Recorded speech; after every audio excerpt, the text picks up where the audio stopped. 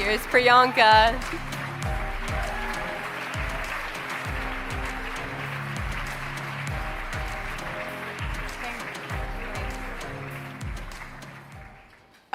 Good afternoon, everyone. I'm gonna just keep it here. Good afternoon, everybody. This is Ava. She's 16 years old.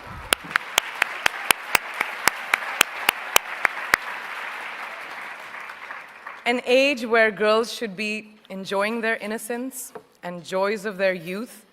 But she, at such a tender age, understands the importance of being a voice for her peers, an advocate for young girls and women around the world who may not have the opportunities that us sitting over here have. So receiving this honor from a hero like her makes this so much more exceptional. So thank you.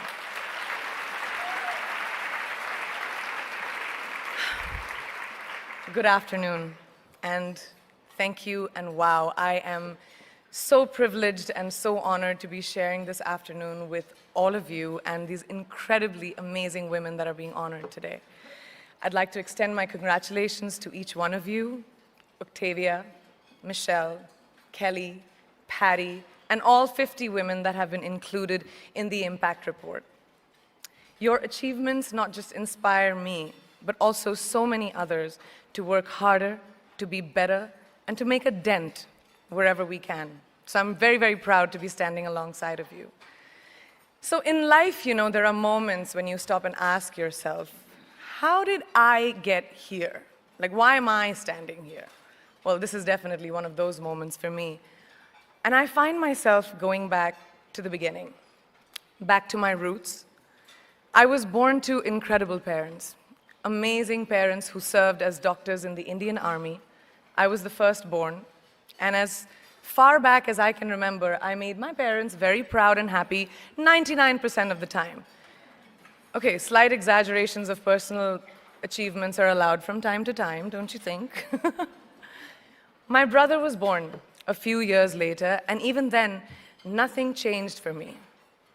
We were both given equal opportunities, and I want to emphasize this. I want to really emphasize this for you because I don't think a lot of people might understand that being equal might seem very normal.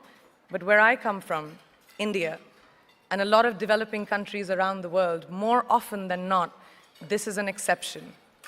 It's actually a privilege. My first experience of the glaring disparity between boys and girls came at a very, very young age. I grew up in a middle-class family with extremely philanthropic parents who constantly reminded me and my brother how lucky we were and how giving back to those who were less fortunate was not a choice, it was a way of life. Simple. I was 7 or 8 years old when my parents started taking me on these visits in a traveling clinic to developing communities around and villages around the city that we lived in called Bareilly. We were packed into this ambulance, and my parents would provide free medical care to people who couldn't afford it. My job at the age of 8 was assistant pharmacist. So I would count all the medicines, put them in an envelope, and give it out to patients, and I really took my job very seriously. Very seriously. But the more I went on these expeditions, the more I began to notice the simplest things that distinguished a boy from a girl, or a man from a woman.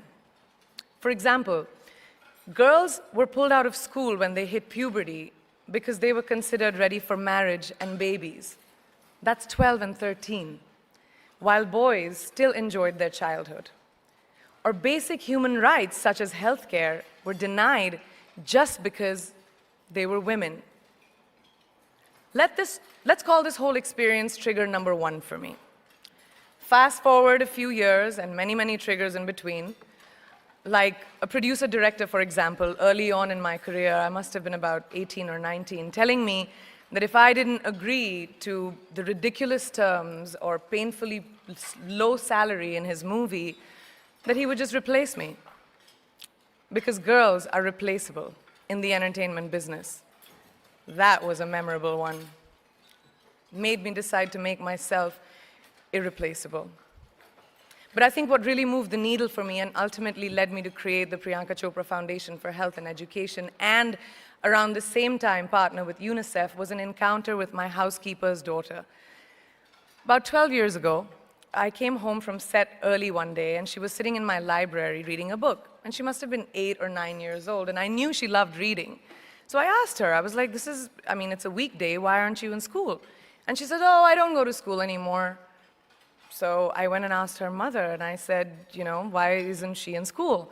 And her mom said that her family couldn't afford to send her and her brothers to school, so they chose the boys. The reason, she would eventually get married and it would be a waste of money. I was completely blown, and it shook me to my core. Eventually, I decided to cover the cost of her education so that she could continue to learn, because education is a basic human right.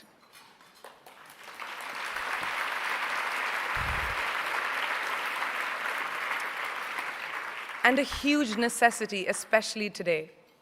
From that point on, I was determined to make a difference in as many children's lives as I could, in whatever big or small way that I could contribute.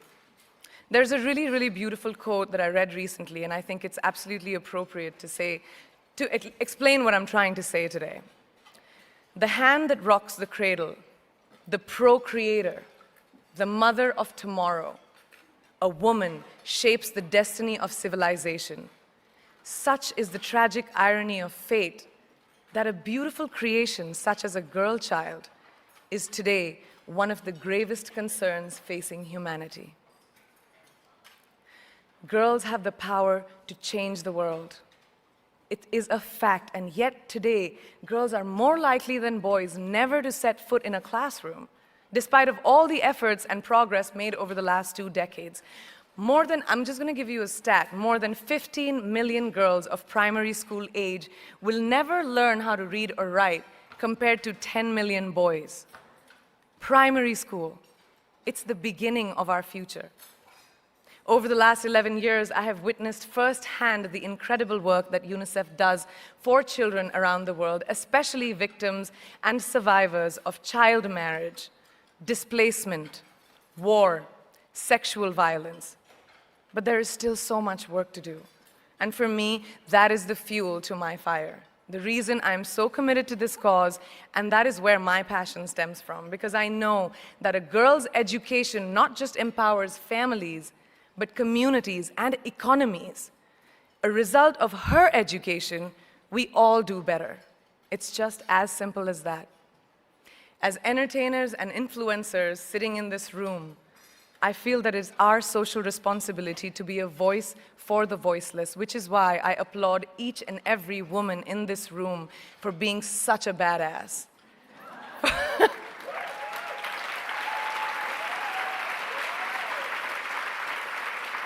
For using your platform and your voice to contribute to change, and for ensuring that there is not even one lost generation as long as we are alive.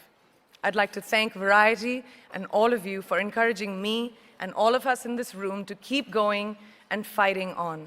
Thank you so much.